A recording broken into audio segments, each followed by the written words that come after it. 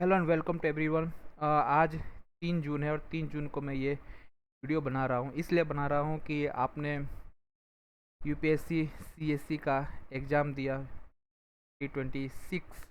सबने बोला कि भाई एग्ज़ाम बहुत टफ था, टीचर आपके साथ खड़े हो गए। मैंने 1 महीने पहले एक वीडियो बनाया था कि इस बार यूपीएससी बहुत कुछ अलग करने वाला है, लेकिन उस पर 1 से 2 व्यू आए क्योंकि इस चैनल बहुत छोटा है, बहुत लोग ट्रस्ट नहीं करेंगे इसके ऊपर। मैंने क्या किया, उस चैनल वीडियो को डिलीट कर दिया क्योंकि मेरा थोड़ा ऐसा है कि जो वीडियो परफॉर्म नहीं करता या 10 से भी क्रॉस नहीं जाता, मैं उसको डिलीट कर देता हूँ। मुझे लगता है कि शायद लोगों की ज़रूरत की वो वीडियो नहीं है। तो आपने देखा होगा टीचर, आपको बहुत सहानुभूति हो रही है कि हाँ टीचर हमारे साथ खड़े हैं। बहुत सारे जेन्युइन टीचर भी हैं, मैं उनकी बात नहीं कर रहा हूँ, लेकिन मैं उन टीचर की बात कर रहा हूँ जो सिर्फ पैसा मनी के पीछे दौड़ रहे हैं। तो बहुत से टीचरों ने क्या कहा होगा कि भाई क्या यूपीएससी को पेपर बनाने का ढंग नहीं है? उनको क्यों? क्योंकि उनके नोट्स होते हैं, अगर उनके नोट्स से 40 क्वेश्चन भी आए होते, 40 छोड़िए 20 क्वेश्चन भी आए होते ना, तो वो डंका पीट रहे होते। लेकिन किसी के नोट से कोई क्वेश्चन नहीं है। क्यों? क्योंकि ये भी जो नोट्स बनाते हैं, इनको पता होता है यूपीएससी कहाँ से क्वेश्चन पूछता है। और मैंने ठीक 1-2 महीने पहले बनाया था एक वीडियो पूरा एनालिसिस करके कि भाई यूपीएससी इस बार बहुत अलग करेगा। क्यों? क्योंकि क्या यूपीएससी को नहीं पता कि आप चैट जीपीटी या बहुत सारे एआई ऐसे हैं, वहाँ पे 25 साल का या 35 साल का पेपर डालोगे और वो आपको ओवरव्यू दे देगा कि हाँ माइंड क्या है यूपीएससी का, कौन सा थीम से ज़्यादा क्वेश्चन पूछता है। क्या उसको नहीं पता? भाई वो यूपीएससी है, उसको ना देश को कलेक्टर्स देने हैं, जो देश को सुधारना। हाँ माना शायद उससे पहले या उसके प्रोसेस में बहुत सारे लूप होल्स होंगे, ऐसे अच्छे कलेक्टर्स ना आए, लेकिन उसके जो क्वेश्चन बनाने का जो माइंड है, उससे तो आज तक कोई भी बीट नहीं कर पाया। ठीक है, तो मैंने यही बताऊंगा कि किसी भी टीचर के पास मत जाओ, क्योंकि टीचर तो आपको इसलिए बता रहा है क्योंकि स्टूडेंट का इसलिए खड़ा है कि स्टूडेंट उनके ऊपर ट्रस्ट नहीं करेंगे। अगर स्टूडेंट ट्रस्ट नहीं करेंगे तो उनको पैसा कहाँ से मिलेगा? अगर उनको पैसा नहीं मिलेगा तो इनको प्रॉफिट कहाँ से मिलेगा? इनका तो धंधा बंद हो जाएगा। तो इसलिए वो कर रहे हैं। तो ये था कि किसी भी टीचर को मत करो, क्योंकि अब टीचर देखो वही, उनको वही 20-30 टॉपिक जो है पढ़ाने हैं, वो अब 5 साल से पढ़ा रहे हैं, 8 साल से पढ़ा रहे हैं। थोड़ा सा कहीं से कुछ वो कुछ निकाल के बता देंगे, यही होगा। तो आप सोच रहे हो कि भाई तू कौन सा ज्ञान झाड़ने के लिए यहाँ पे आ गया, तू क्या कर सकता है एक्स्ट्रा? देखिए मैं कुछ एक्स्ट्रा कर नहीं सकता, लेकिन कम से कम मैं पीएससी वालों को मूर्ख तो नहीं समझ रहा जैसा सब कोई समझते हैं। नहीं, वो मैं नहीं समझ रहा कि हाँ ना ना जो 25 साल से इस एआई के ज़माने में अब आके वही क्वेश्चन पूछूंगा, नहीं। देखिए मेरा, शायद आप मेरे वीडियो इसके बाद भी देख रहे होगे कि नहीं देख रहे होगे मुझे नहीं पता। मेरा बस इतना मानना है, यूपीएससी आगे ये जो आपका मेंस होता है, इंटरव्यू होता है, अब इसको अलग व्यू से बिल्कुल भी नहीं देखने वाली है। ये आप मान के चले, चाहे आप इसके लिए तैयारी कर रहे हो या नहीं कर रहे हो, मेंस की तैयारी कर रहे हो या नहीं कर रहे हो, यूपीएससी प्रीलिम, मेंस और इंटरव्यू पीएमआई, इन तीनों को एक ही मान के चलेगी।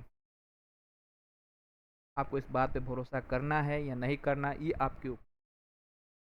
तो आपको किस तरीके से तैयारी करनी है? देखिए लोग कहते हैं कि पहले प्रीलिम की तैयारी करो, मेंस की तैयारी करो, फिर इंटरव्यू की तैयारी करो। नहीं, अब उल्टा हो गया। पहले आप इंटरव्यू इंटरव्यू में वो कैसे कैसे लॉजिकल क्वेश्चन पूछ सकती है, क्या प्रेशर झेल सकता हूँ।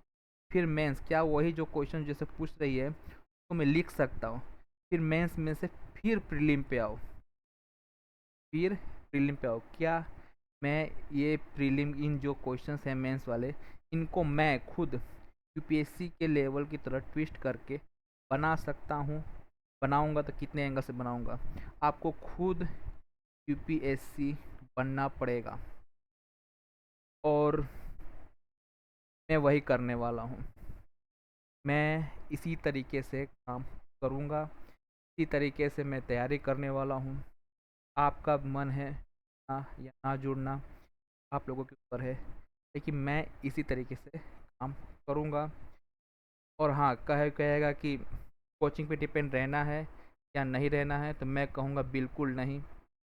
अगर आपको जुगाड़ आता है, तो मुझे भगवान ने बहुत अच्छी तरीके से दिया हुआ है जुगाड़ करना। अगर आपको जुगाड़ आता है और ये एआई का ज़माना है, तो आप कोई टीचर की ज़रूरत नहीं है। टीचर आजकल पढ़ाते इतना है, बाकायदगी इतना करते हैं, जो हमें ज़रूरत नहीं है। मुझे इतने की ज़रूरत है, इतने से भी कोर चीज़ की ज़रूरत है जो मुझे चाहिए, और वो मैं किसी भी एआई के हेल्प से मैं निकाल सकता हूँ। अब मुझे कोई टीचर की ज़रूरत नहीं है, क्योंकि हमें ज़िंदगी ने जुगाड़ करना सिखा दिया है। मैं इसी से पढ़ने वाला हूँ। पढ़ाई फ्री रहेगी, कोई पैसा नहीं लगने वाला। हाँ, मॉक टेस्ट मॉक टेस्ट हम खुद बनाएंगे। जी हाँ, कि हमारे पास कितने साल का पेपर है? 35 साल का पेपर है। सर 35 ही साल का या 30 साल का, ऐसा कुछ। कितने साल का पेपर है? फॉर्मेट हमें पता ही चल गया है कैसे आप क्वेश्चन पूछ सकते हैं। इससे भी डिफ़िकल्ट हो सकता है या नहीं हो सकता, हम देखेंगे। तो इतना ही बताना था कि किसी भी टीचर के पास पीछे मत भागो कि हाँ टीचर मेरे साथ खड़ा है। वो इसलिए खड़ा है क्योंकि उसको दिल पे चोट लगी है, के दिल पे चोट लगी है कि मैंने पढ़ाया, वो क्यों नहीं आया। अगर वो नहीं आया तो बच्चे मेरे पे भरोसा क्यों करेंगे? अगर मुझ पे बच्चे भरोसा नहीं करेंगे, तो भाई मेरे को पैसा कैसा मिलेगा? पैसा नहीं मिलेगा तो मेरे को प्रॉफिट कैसे होगा? ये पूरा का पूरा एक सर्कल है उनका, सब अपना मतलब निकाल रहे हैं। आपका मतलब है यूपीएससी क्लियर करना एनी हाउ। इसके लिए आपको टीचरों का यूज करना पड़े, यूज करो। कहीं से जुगाड़ करना पड़े, जुगाड़ करो। जो करना ये आपका काम है। यहाँ पे एक किसी भी को भी फॉलो करके काम नहीं होने वाला। मैं खुद वो नहीं करने वाला। तो आज से अभी से ही गोल बनाते हैं। गोल ये है, पीएससी 2027 में क्लियर करना है any how, if and but कुछ नहीं चलेगा। हाँ, उसके लिए से पहले ये तो ठीक है। इससे पहले क्योंकि वो सिर्फ फाउंडेशंस की ज़रूरत है, फाउंडेशन आना चाहिए। सीसेट पहले पासिंग जैसा था, लेकिन पासिंग में भी अब कोई पासिंग नहीं कर पा रहा। तो रीजनिंग, एप्टीट्यूड, कॉम्प्रिहेंसन, ये सब जो चीज़ें हैं वो करनी पड़ेगी। तो मैं अपना प्लान बता देता हूँ। आई थिंक 7 मिनट का वीडियो हो चुका है, ज़्यादा हो जाएगा।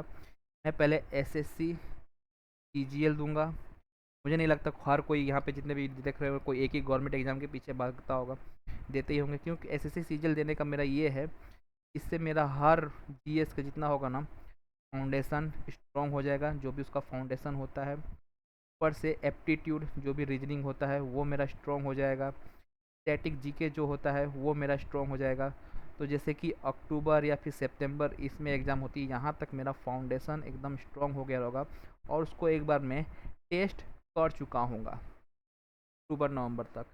तो ये मेरे लिए सबसे बड़ी बात है। मैं इसको पहले फोकस करूँगा, इससे अपना सब कुछ बनाऊँगा। एसएससी सीजीएल के बाद डायरेक्ट यूपीएससी ये 2027 देना ही देना है एनी हाउ। तो यही था इतना गोल। आपको जुड़ना है तो जुड़िएगा ज़रूर मेरे साथ। मैं कैसे पढ़ना स्टार्ट करता हूँ वो हम साथ में देखेंगे। तब तक के लिए अलविदा।